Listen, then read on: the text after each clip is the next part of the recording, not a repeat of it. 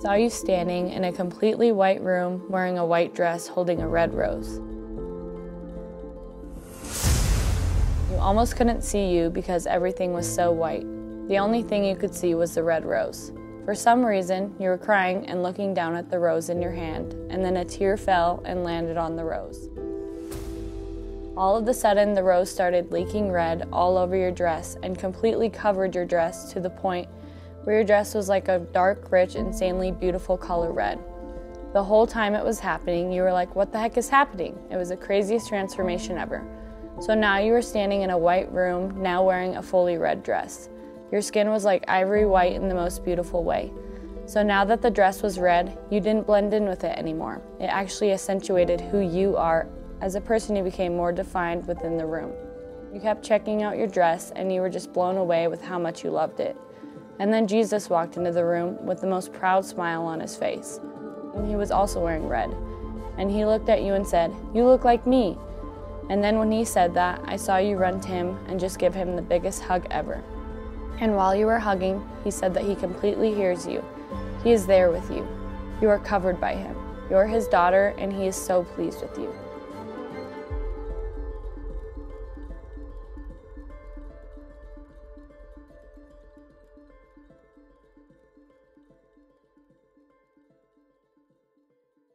Growing up, I had a great family. It was always fun, hanging out with the family, but me and my dad always constantly kind of butted heads.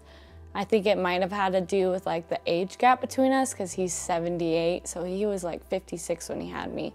So we have a pretty big gap. So I was constantly trying to seek approval from him by doing other things, and I just wasn't really getting the love that I needed from a father. The way he treated me so poorly, I thought that was love. So when I started growing up and wanting to date boys and stuff, I started dating guys that were like my father. And so it was a lot of degrading, putting me down, having to work for their love, trying to prove that I'm good enough to them. My dad was very strict when we were all living together, and I didn't have a lot of freedom just because he was kind of old-fashioned and didn't want me to go have sleepovers with my friends, go hang out at a friend's house, go to this party or whatever. So I didn't have freedom. So when my parents got divorced, I could do those things because my mom was always the mediator and wanted to have the peace and just give me the desires of my heart, because she knew how strict my dad was. So it led to me being able to walk all over my mom and do whatever I wanted. And I took that down a path with no light at the end of the tunnel. I did everything I possibly could to fill the void in my heart of wanting that fatherly love. So I was partying and hanging out with boys. Because I was in such awful relationships, I just started to believe all the things those guys were telling me and to believe that I was just a number. I remember the first time I lost my virginity was with this guy, and I was constantly trying to see, get him to love me and see who I actually am.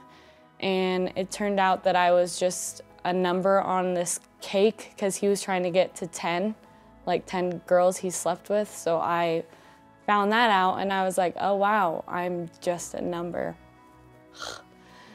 And that's just what I thought I was just a number. I was just another girl that they could have sex with. And ever since then, it's just I believed that lie, and I just kept doing it. And I was like, why is this not changing? But it's I was still doing the same thing and just hooking up with guys, looking for validation, looking for love. And I was never getting it, and I was confused, and which led me to other things because I wasn't getting the answers from guys. So I was like, okay, what can I do to get love and feel validation? So obviously I went to my friends for that, and I felt like I became kind of cookie cutter to whoever, whatever friend I was hanging out with, wanting to be appreciated, to be seen fully for who I am and not just as sexual. So since I was constantly battling with those thoughts, I was doing things to like shut that up, which was like stealing a quick little high that I could like be like, oh, that was so exciting, I forgot about all the bad things. But then when I was stealing, I was getting caught stealing. So then I was going to jail, and I actually had to spend 4 days in jail because I had been caught stealing for my 3rd time for an ex-boyfriend. And then when I got out of jail, I found out that boyfriend was cheating on me. So it was just a pattern of just unhealthy relationships and trying to fill that void of wanting to be seen and loved. A way that I found to kind of numb that was through doing drugs and partying. Because when I was partying, I knew I would probably be able to hook up with a guy and like feel wanted. And then when I was smoking, I wasn't thinking about who can I talk to, who can I get to love me right now. Like, I started doing like more drugs like Molly and shrooms and just harder drugs because when I was doing drugs, I felt very like spiritual, and I felt like it brought out a spiritual side of me. And I remember when I like found God, I was literally on drugs, Molly, at a concert, and I was looking down and everyone was like, I was on a balcony and I was looking down and everyone was all sweaty and like grinding on each other, and like the sex music's playing, and there's just people hammered over here, like falling on guys. And I remember looking at my phone on Snapchat and everyone was partying, and I'm like, I am like surrounding myself with a pattern of what I feel, because I look down at that and I say there's so much more to life than what those people are or what I'm doing and what we're all doing. Like, why do we keep just partying and hoping for something more when we're not changing our actions? I just remember looking down and being like, no, there's so much more to this. And then after that, I was like on a come down from drugs, and I just felt really like stuck. And so I reached out to my friend that I knew went to Bethel, which was the vision I read in the beginning of this.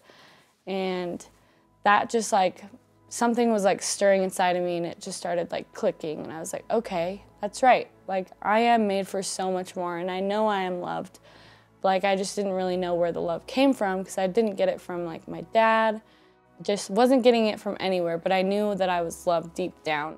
And that's when I started going to FCA, which is Fellowship Christian Athletes. And so I started going to that because my roommate that I was living with kept inviting me, and I was like, oh, fine, okay, I'll go.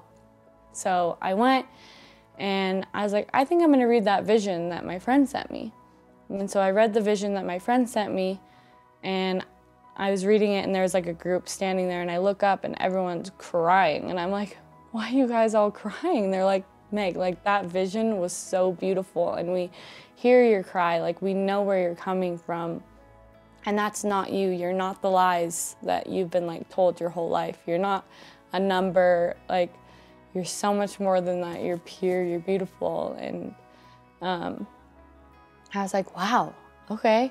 And I like felt it and I believed it. The next day it was like that image, that vision of the girl standing in white, like, I was red. Like, I completely changed. Like, from, like, I can't explain it because it's something so unexplainable that I just felt it from the inside, just a new creation, like a new person. Like, I didn't want to do any of those things anymore because I was content, and I just like had peace with where I'm at, who I am, and I didn't have to strive to be someone else, or I didn't have to get a guy's attention. I still struggle with those things, and I struggle with a lot of things because they are so deep-rooted, but I know the truth, and sometimes I have to fight off those lies, but I know the truth that who God tells me I am. After like giving my life to the Lord and committing to like having a relationship with Him, I just felt such a relief in my mind, like peace and rest. And it's like, it reminds me of when I was smoking pot, because I felt like that's when I was getting like a rest, but I was still thinking like, oh no, I'm gonna like not be high anymore, and I'm gonna have to deal with all that. But now I don't have to. Like, it's just like a constant rest. And even when like issues and turmoil come up, I still have like a peace and a confidence that I know everything's gonna be fine, and that I can just rest in knowing that God has already had a plan for me. He's had a plan for me since day one.